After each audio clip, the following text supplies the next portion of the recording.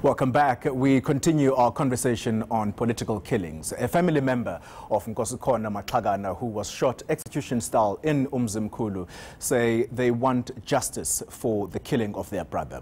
At the same time, provincial authorities say while they appreciate the work of security cluster ministers, they want to see tangible results on the ground. Mina ngokwami amaphoyisa kambe umthetho mawusebenze ngempela angenzeki into ebuhlungu nempi ezweni umthetho uthatha isinyathelo kodwa ungabonakala umphumela walonto uphelelaphi ndifuna mina kuthiwe nanga umuntu owenza ukuthi nanga umuntu sibizwe court awutshela inkantolo ukuthi uze wenza lokho ngokuthini inkantolo thatha indima yawo. What we would like to see is the arrests.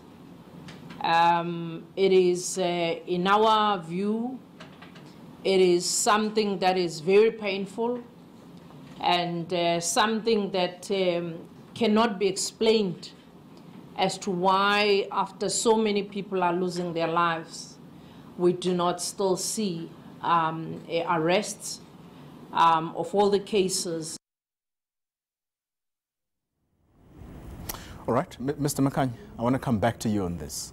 Do you believe that police are doing an honest job of investigating these killings? Yeah, before I go there, I just want to go back to, just to differ slightly with Futi about the sanitization of these killings into just simple criminal acts. And because I do think that, you know, once we don't characterize them as political, then we do not acknowledge that a lot has to do with the problems within the African National Congress, and that a remedy has to start with the ANC fixing its house, ANC fixing what happens within, what happens in its internal processes, what's the culture of the organization. And I think that it's very important, because then if you do not do that, then you simply make it a policing matter.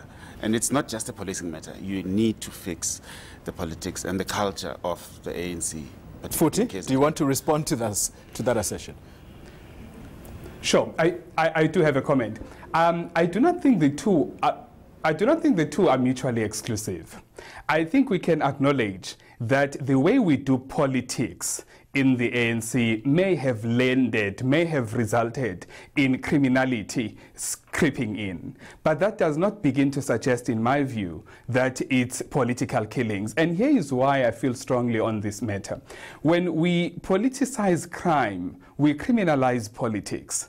And in the process, we start to create a safe environment for criminals because they now have this political cloth that can protect them from being penetrated by the criminal justice system. So I do think that an acknowledgement that there is a political, in the manner in which we do our political activities, we have allowed that criminality reigns, is not to say that we are not then going to have an internal discussion that resolves the problem. But the focus, in my view, has to be one that unites society and politicians against criminal element.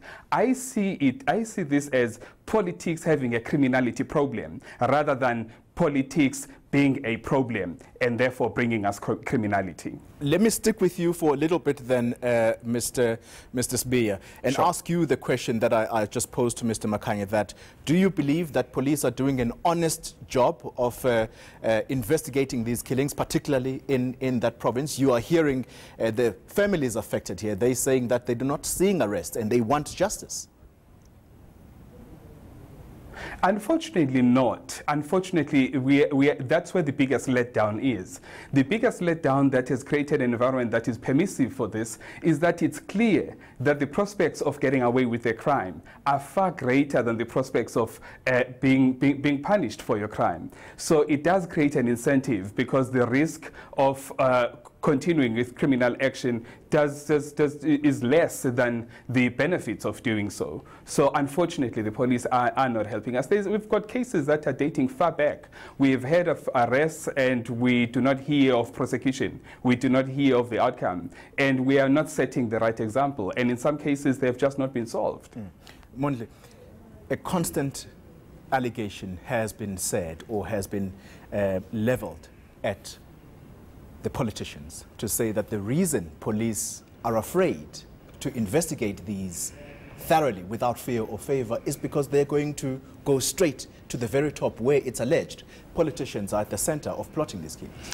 You know what? I think that would entail politicians at the very highest level, at national level, and at the provincial level, kind of like at PEC or provincial government level, being directly involved. And I don't believe that it's as crass as that.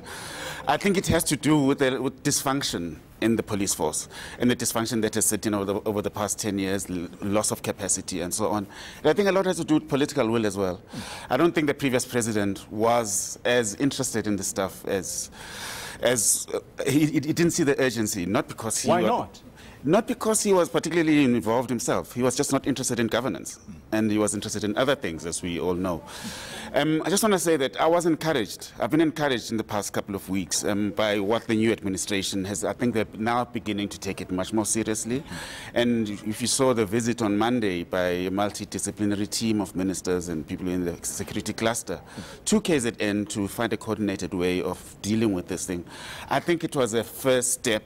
I mean, it's a small step, but it's the first step towards actually treating this thing with the seriousness that it deserves. Mr. Spear, in Durban, talk to me about this special task team that was set up in 2016. We've not heard anything from that task team. What is happening? You wonder, you try and follow these stories and they just disappear. The way I see it is the capture phenomenon did not spare our criminal justice system. And I suspect for the capture phenomenon to be a success, it would have had to ensure that it insulates itself from prosecution. And I think that is where we may have suffered.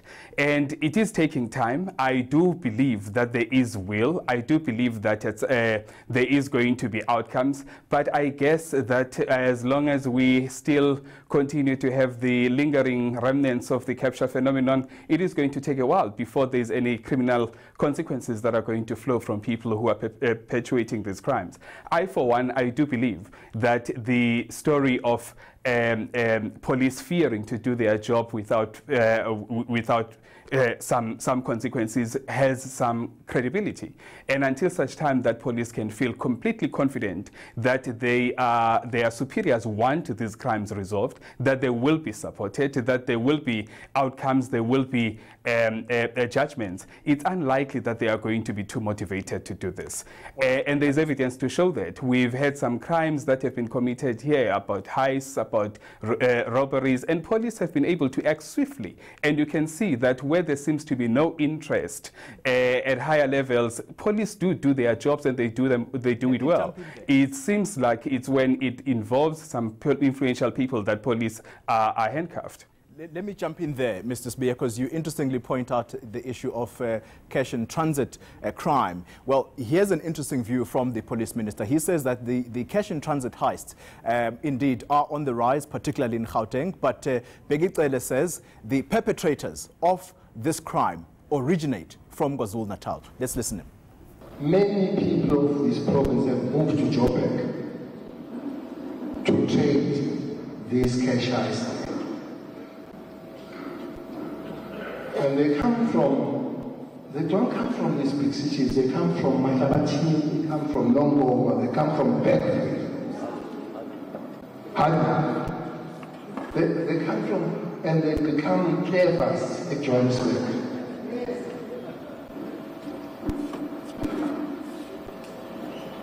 With all the upswing of cash heists, we have arrested 22 of them, of these guys. We have a list of 20 now, which we hope will be sorting them soon. Very interesting comment there by the police minister, Mr. Makanye. Earlier you spoke about these crimes possibly being exported from KwaZulu-Natal, which then makes a case for them being a national security threat. The quick question for me is, do you believe that indeed KZN is starting to export this violence and crime? Well, I think that what we do know is that there is this interaction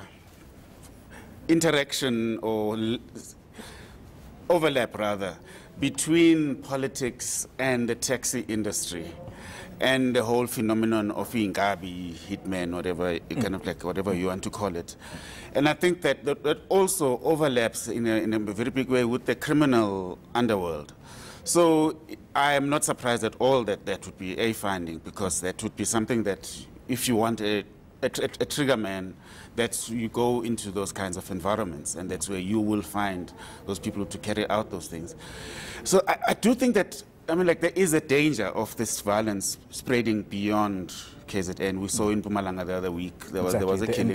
But Mpumalanga also does have a history of political killings. Remember, kind of like in the past 10 years or so, particularly around the time of the construction of World Cup stadiums, you had a spate of politically motivated or killings of people who involved in politics or involved in governance. So there is a history of it. But I think that with the divisions in the ANC, there's a very strong possibility of this spreading beyond. It has to be nipped in the bud in that particular province. Gentlemen, unfortunately, we are out of time. Mondli Makhanya, thanks indeed for having come through this morning. And Futis Bia down in Durban, thank you indeed for your time this morning. The PolitBureau continues after the break.